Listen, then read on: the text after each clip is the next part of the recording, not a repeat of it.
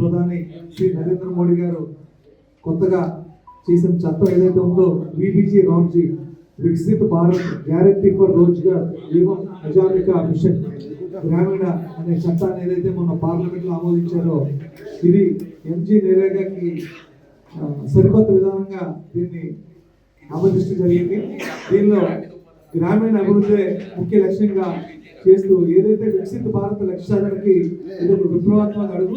దీని ద్వారా 10 దినాలు 100 నుంచి 120 రోజులు పెంచడం, అలాగే గ్రామీణ అభివృద్ధి చేయడం ఈ కార్యక్రమంలో ఇది ముఖ్య భాగం ఉంటుందని చెప్పి గ్రామీణ ప్రాంతాల అభివృద్ధికి ఇది బాగా దోహదపడుతుందని నేను తెలియజేస్తూ దీని గురించి విశ్లేషణగా ప్రజా అవగాహన కోసం ఈ కార్యక్రమం పెట్టింది. దీని గురించి ఉద్దేశించి మాట్లాడాల్సిందిగా మా రాష్ట్ర అధ్యక్షులు శ్రీ గారిని కూర్చున్నాం.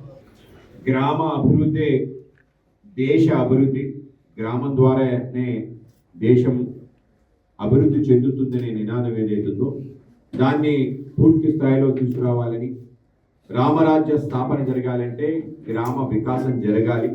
ఆ విధంగా వికసిత భారత లక్ష్యం 2047 కల్లా భారతదేశం ఆ స్థానానికి రావాలి అనే ఒక ఆలోచన ఏదైతే నరేంద్ర మోడీ గారు మన ముందు పెట్టడం జరిగిందో దాంట్లో అందరి వికాసం అని చెప్పి ఈ నినాదంతో అయితే సబ్కా సాత్ సబ్కా వికాస్ అనే నినాదం ఏదైతే ఉందో, అలాగే దాంతోపాటు సబ్కా విశ్వాస సబ్కా ప్రయాస్, అందరి యొక్క విశ్వాసాన్ని అందరి యొక్క ప్రయత్నం కూడా ఉండాలి అనే ఆలోచనతోనే ఈరోజు ఏదైతే మహాత్మా గాంధీ జాతీయ గ్రామీణ ఉపాధి పథకం ఏదైతుందో దాన్ని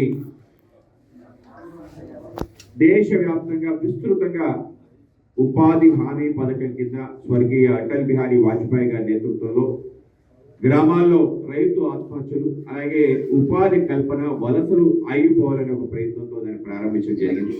ఆ విధంగా అది ప్రారంభించిన తర్వాత దేశవ్యాప్తంగా విశేషంగా దానికి స్పందన రావడం, దాని తర్వాత నరేంద్ర మోడీ గారు తిరిగి ప్రధానమంత్రి 2014 అయిన తర్వాత అనేక రకాల శాఖలకి దాన్ని అనుసంధానం చేసే ఒక ప్రయత్నం, ముఖ్యంగా అనుసంధానం ఏం చేశారంటే ఉపాధి హామీ కాదు, ఉపాధి హామీ సంబంధించిన నిధులు మళ్లింపు చేయడానికి, వివిధ రకాల పనులు చేయడానికి ఆ విధంగా ఎంఎన్ఆర్జీసీ నెర్గా యొక్క నిధులు ద్వారా అనేక రకాల అభివృద్ధి కార్యక్రమాలు జరగడం జరిగింది.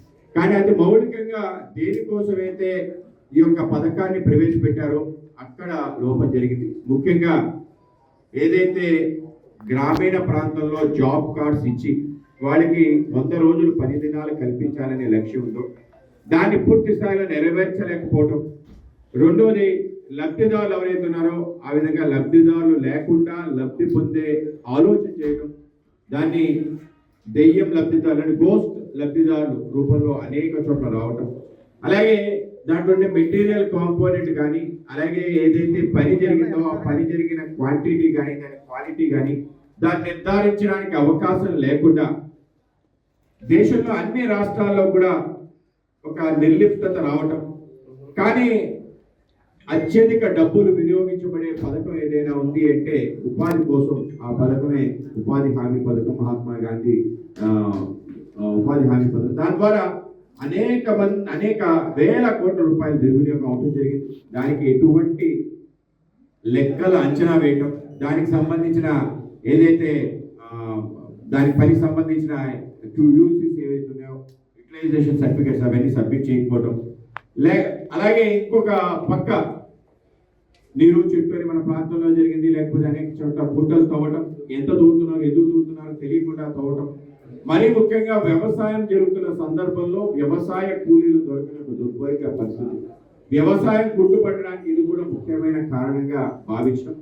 అలాగే విపరీతమైన అవినీతి, ఎక్కడా లేని విధంగా ఫెసిలిటేటర్స్ కానీ ఈ యొక్క ఉపాధి హామీ పడే వర్కర్స్ యొక్క సంబంధించింది. అలాగే రాజకీయ ప్రమేయం కూడా పెద్ద ఎత్తున పెరగటం, ఏ రాజకీయ పార్టీ అధికారులు ఉంటే వాళ్ళకి సంబంధించిన వాళ్ళని పెట్టుకోవడం, వాళ్ళు రికార్డులో ఉంటారు, పనికిరారు, పనికి వచ్చినా కూడా ఎక్కువ ఏదైతే నిర్దేశిత సమయంలో పనిచేయరు, ఆ విధంగా పని చేయకుండా జీతం వెళ్ళిపోవడం, పని కాకుండా పని అయిపోయిందని చెప్పడం, అలాగే లబ్ధి పొందకపోయినా లబ్ధి పొందాలి అని చెప్పడం, ఆ విధంగా దేశవ్యాప్తంగా అనేక రకాల ఏవైతే సర్వేలు అన్ని కూడా చెప్పడం జరిగింది. Local to global news at your finger tips.